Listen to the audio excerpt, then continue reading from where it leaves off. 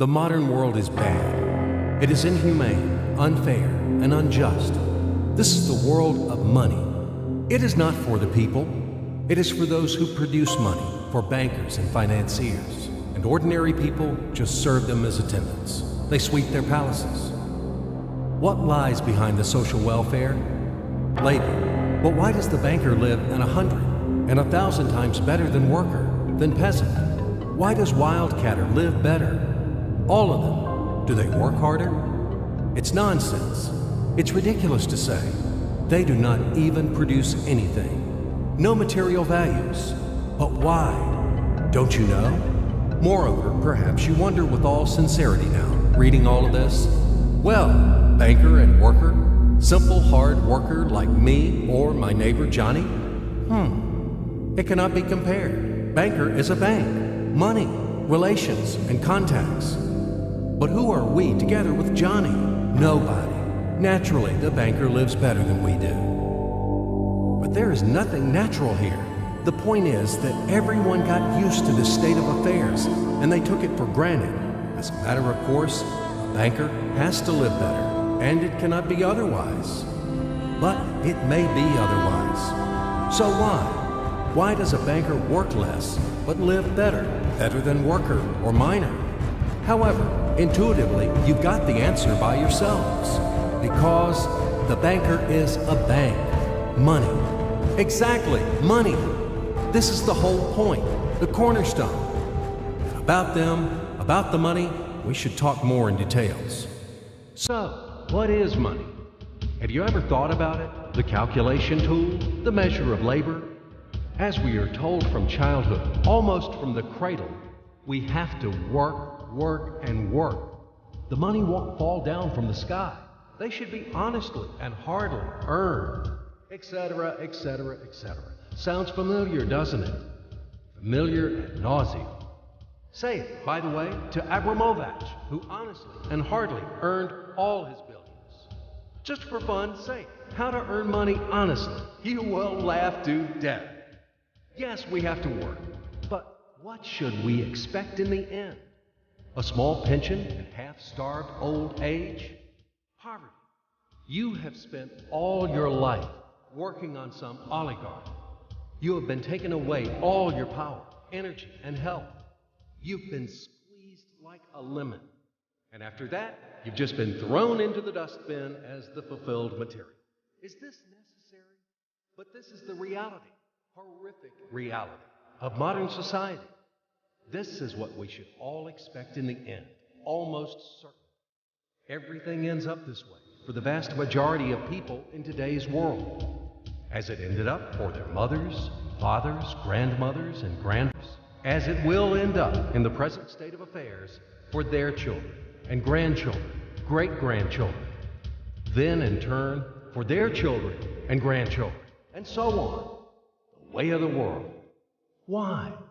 All of this is wrong, unfair. It must not exist. Why do some people have to have everything, but others have nothing? Why do some people walk in golden slippers, but the others barely make ends meet? They don't know how to feed their children, although all of them work honestly. Why does it happen? After all, we are the people, the brothers. We are equal, aren't we? Then why? Because there is a lie around us. A huge, continuous, monstrous lie. Do not believe anything that is broadcasted daily on TV by satiated and well-groomed masters of life. And people are not living. And the money is not even a measure of labor.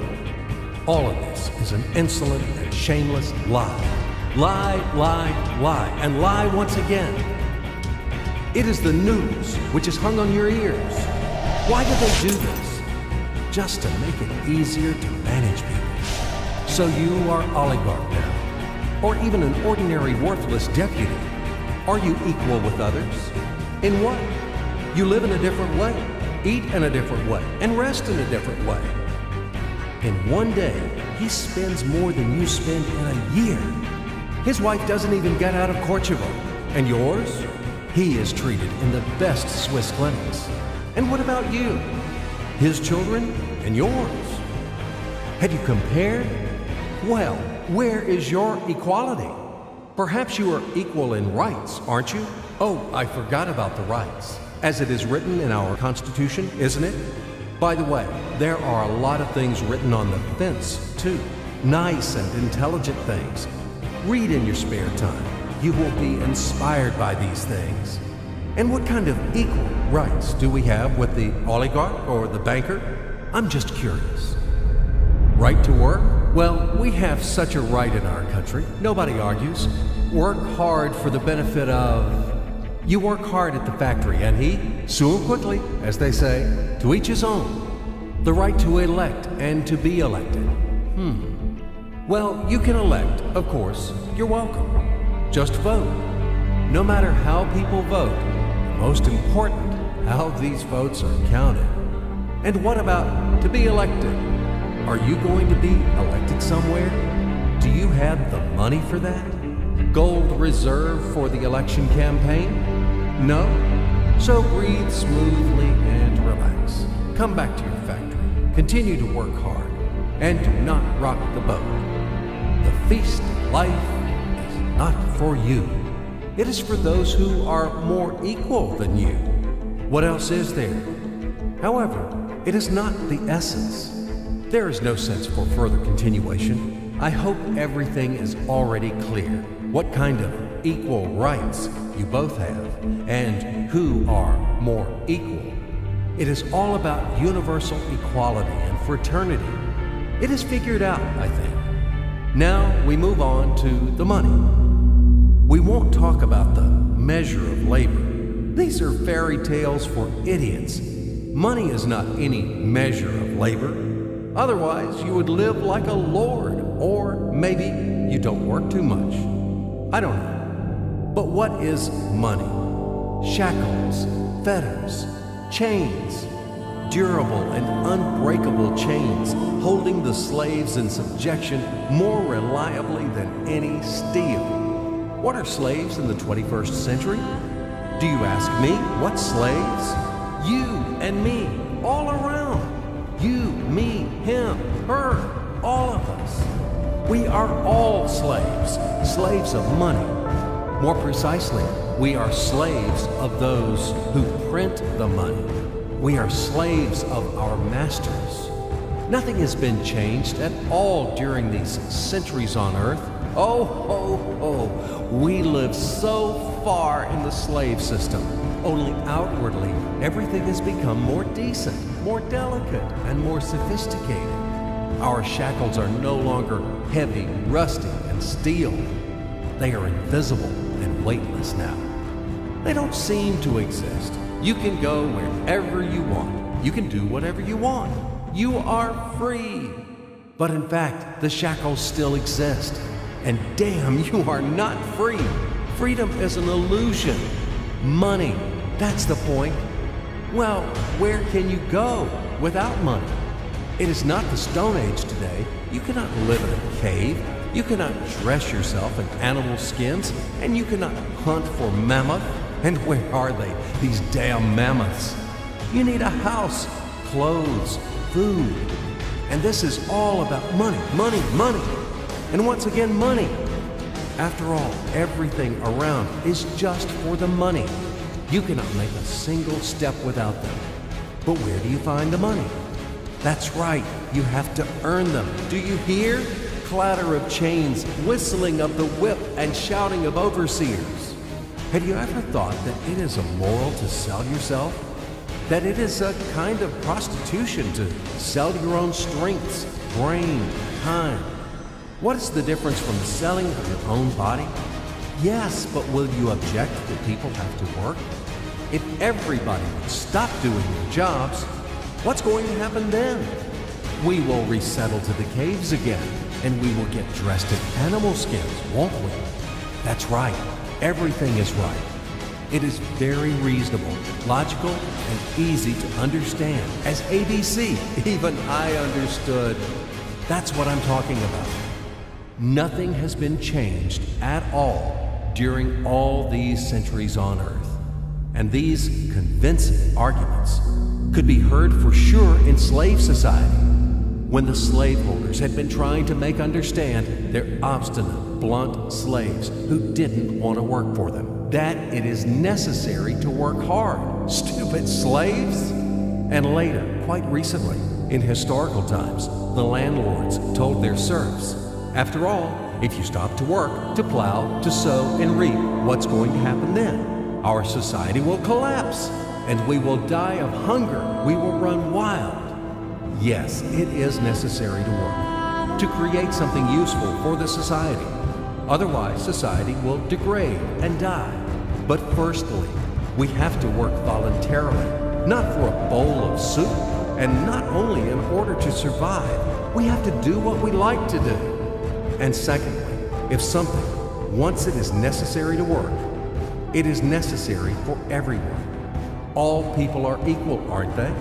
So let everybody work. The situation when some people earn money in a mine, at the factory with salty sweat and bloody calluses, while others simply print them, sitting back and sipping expensive whiskey or brandy, is abnormal. Such a situation is not acceptable in principle. And there are no explanations and no excuses to this state of affairs. Absolutely. Money is just paper, candy wrappers. They are not backed by anything tangible, and according to that, money is simply drawn. Sorry, is printed. And these candy wrappers are distributed among the slaves as wages for labor. When the slaves are given an extra wrapper, it means their salary is increased, and they are happy. Are you shocked? Alas, c'est la vie. It is our bitter reality. How is the financial world organized? It is a pyramid. The Fed, U.S. Federal Reserve System, is at the top. The Fed prints dollars. How much? As much as it wants. Of course, Fed adheres to some of its own internal rules and regulations. It tries, for example, not to print too many dollars to prevent complete devaluation of the currency, etc., etc. But in principle, Fed can print as many dollars as it wants. At least there are no external limitations for that. Absolutely, the U.S. Fed is guided solely by the reasons of expediency. The lower levels of the global pyramid are the central banks of different countries. All other local national banks are situated on even lower levels. Of course, all of this is slightly simplified, but in general, everything corresponds to reality and reflects overall picture. Why do we need banks? Speaking figuratively, banks play the role of blood vessels in the social organism. Through these vessels, the money, blood, from the heart, the central bank, enters to all its organs. Money, blood, wash these organs. They bring life to them. It's not me. You can find this information in any textbook on economics. In which connection dollars are mentioned here? In what relation does the Fed have to us, sinners? The most direct relation to us, I'm telling you. After all, dollar is the global currency. Don't you know this? Let's say Russian Central Bank, one little proud bird, cannot print rubles without permission of U.S. Fed. Absolutely not. As soon as Russia supplies oil and gas to the USA for $1 billion, it is a wagon of colored pieces of paper with pictures of great American presidents. Then, Russian Central Bank will be allowed to print rubles in the amount of $1 billion with a clear conscience. This is the only way. Otherwise, Russia will be expelled from the IMF, and in general, the ruble won't be a freely convertible currency. But let it be. This is the topic for another conversation. Check my site later. Do not get distracted. Let's come back to the pyramid. Well, okay, the blood vessels wash. All of this, of course, is wonderful. But the main question is, why does the banker live better than worker? We still have no answer. So what that he has blood vessel? Shall we give him cash bonus for that or vouchers for enhanced diet? I, for example, build houses or bake bread. It is also very important. Does he work harder than me? No. Then why does he live better? And one small question in addition. I've been working and working like a damned for public benefit from morning to night. But anyway, I can't pay off the loans. And all of my friends are in the same situation. Is this normal? It is obviously wrong and unfair. This is eternal credit bondage. But whom do I owe the money to? I owe money to banks, to these blood vessels, washing all and everything. Fuck them all. I don't need this fucking washing. In short, they make fools of us. That's all. As usual, bankers take advantage of the fact that we, simple hard workers, don't have time to figure out all these tricky schemes. We have to feed our families. That's why they take advantage of this situation and ride on our backs, bastards. So don't tell me about blood vessels. We know these vessels. Just give me the gun and Easy, stay calm. And let's figure this out together, okay? Calmly and slowly. But I warn you that I have to strain your brains. It's not easy to unravel in a couple of minutes those things which have been tangled during the centuries by the best sophisticated minds of mankind. But we will try. At least we will show something visually, something from the life of modern banks. We will demonstrate everything on the live example, so to speak. You'll enjoy. So imagine the following quite unusual situation, and watch my hands. Let it be a Nick and Jane, and let it be a Mr. Smith, a banker of Nick and Jane. They both keep their money in his bank.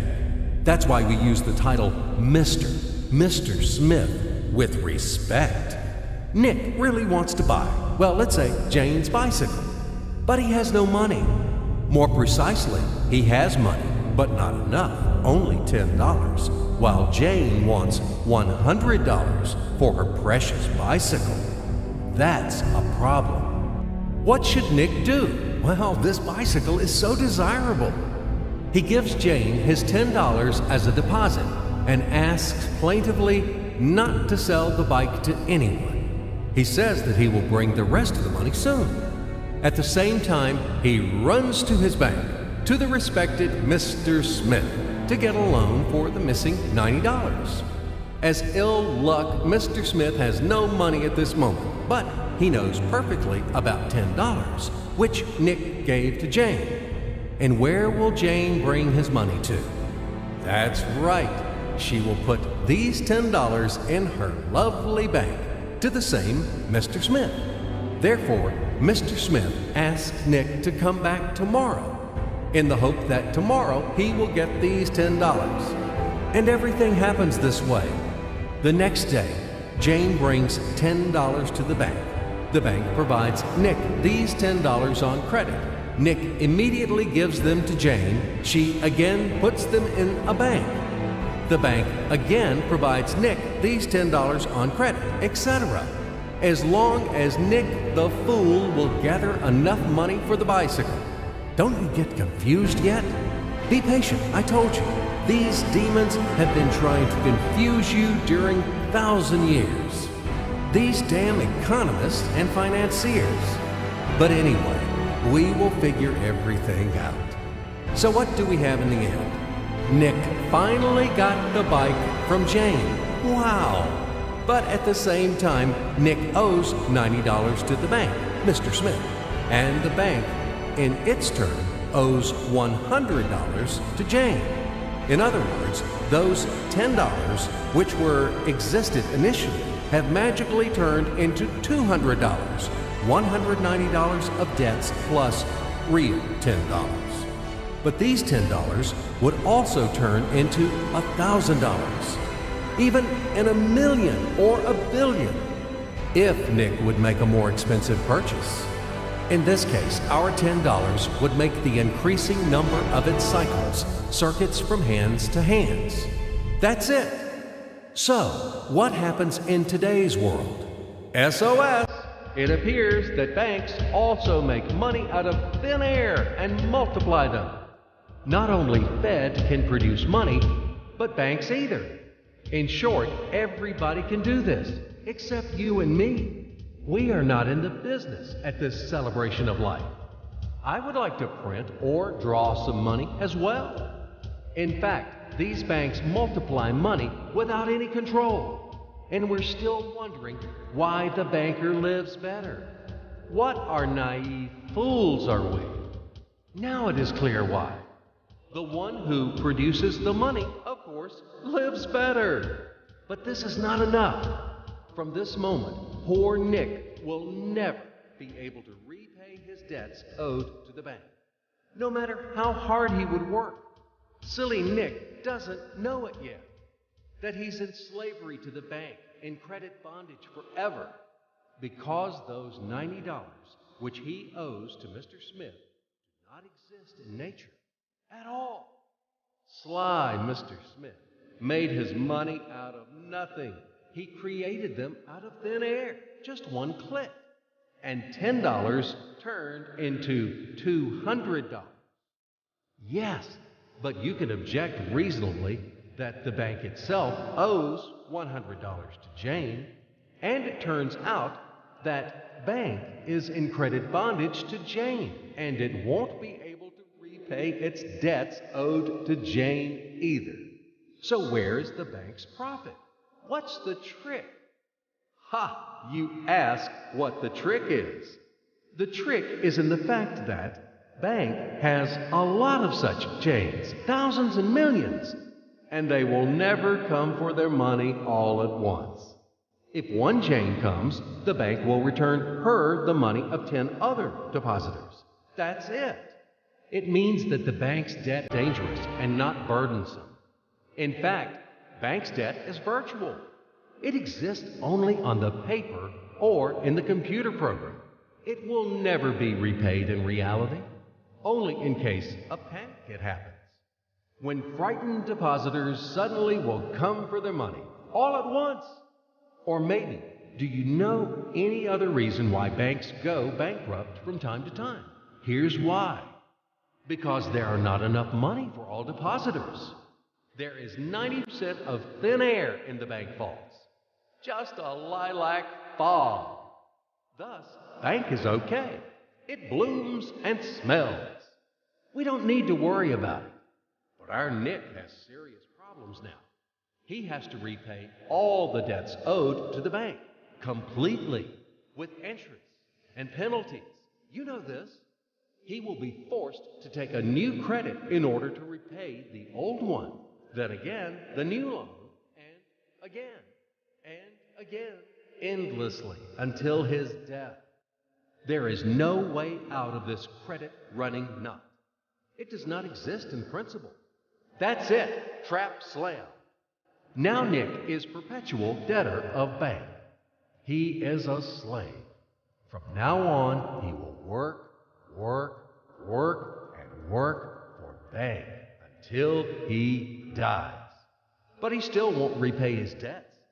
After his death, his children and grandchildren will work for this bank. They all are future slaves of the bank.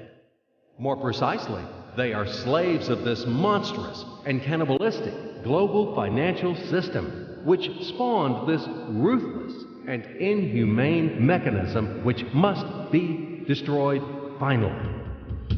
Financial apocalypse. It can break our financial chains and can save all of us. It can finally release us from centuries of slavery.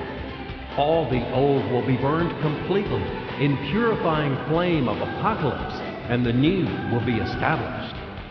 The Federal Reserve will be burned, and the wind of change will dispel the ashes of this damned insatiable octopus, spider, enmeshed the whole world with its sticky financial nets. Banks in their current form will be razed to the ground. They do not wash anything. Do not believe this bullshit. They bring death to all living things. They suck our blood. Banks are parasites on the healthy body of the society. Mites inflated from our blood. They are voracious and insatiable leeches, clung tightly to us. What do they actually do useful? Do they give loans at their extortionate interest? Actually, why do banks charge you interest on loans? Have you ever thought about it? Usury has always been condemned and despised at all times and among all nations. And now it is the norm. An entrepreneur gets a bank loan. For what do they charge interest on? He wants to create something useful for the society, for the whole society, including the bankers. He has to be encouraged and given privileges for that, instead of stripping off 3 skins from him. But today's banks were created not for that. The interests of the society are not important for them. Banks take care only about their own financial profits and benefits. They don't care about the people. Today's banks are faithful servants of the Federal Reserve. They are greedy and avid bloodsuckers, small ghouls in the service of a giant and evil monster. Modern Earl Dracula, who plunged the whole world into financial bondage, and it sucks and sucks our blood. And it will continue to suck the blood of our children and our grandchildren if we don't stop and destroy it. Hammer an aspen stake to all the banks. And do not forget the silver bullets. Apocalypse. Only financial apocalypse. We have no other choices. We are not slaves. We are the people. And we choose freedom. And this freedom is already on the threshold. Now, with the advent of MMM, financial apocalypse is inevitable. From now on, it's just a matter of time. Grain has been sown, and it will sprout. It is now sprouting, right now, at this very moment, and it won't perish. What is MMM? Global Mutual Aid Society, Worldwide People's Bank, Financial Social Network. You can call it as you like. The point is not in the title. The point is that it is a voluntary and formal network of millions of people across the earth, people who rose up against financial slavery. They decided to declare war on the Fed and other banks and to win this war.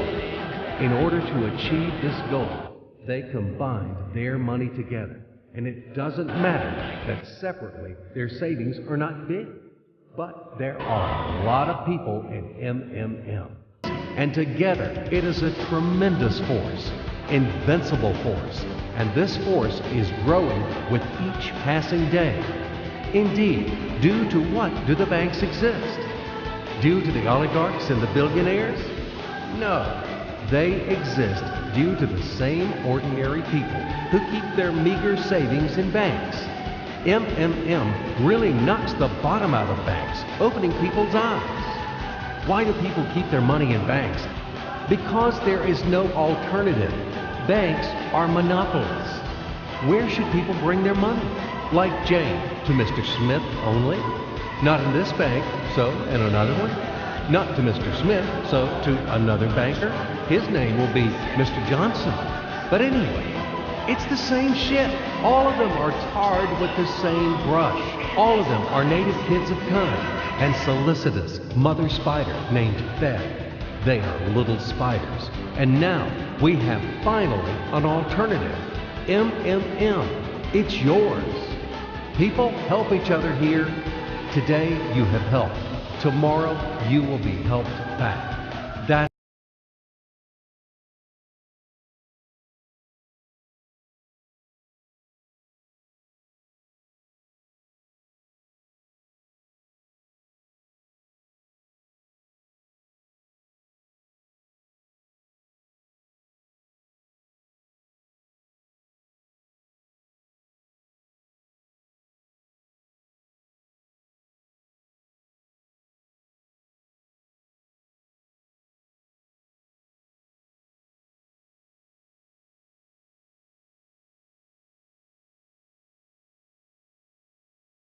and then they take them back, as much as needed, as much as they need at this very moment. They do not seize, but they just take.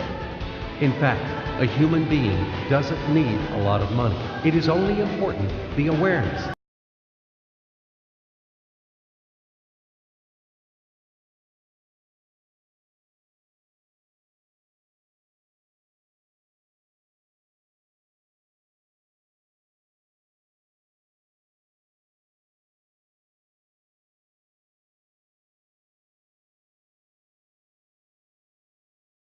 is the unit of a new society, a brighter and cleaner society. It is the unit of the new world, where the money won't exist, where everything will be different, honestly and fairly. There will be no slaves and no masters, and everyone will work for pleasure and for the benefit of society. And the good will conquer the evil, finally. Everything will be in that new world. Certainly. Welcome to System MMM. SergeyMavroday.com. We are waiting for you. We can do a lot. We change the world, and we will change it. Everything will be MMM. Financial apocalypse.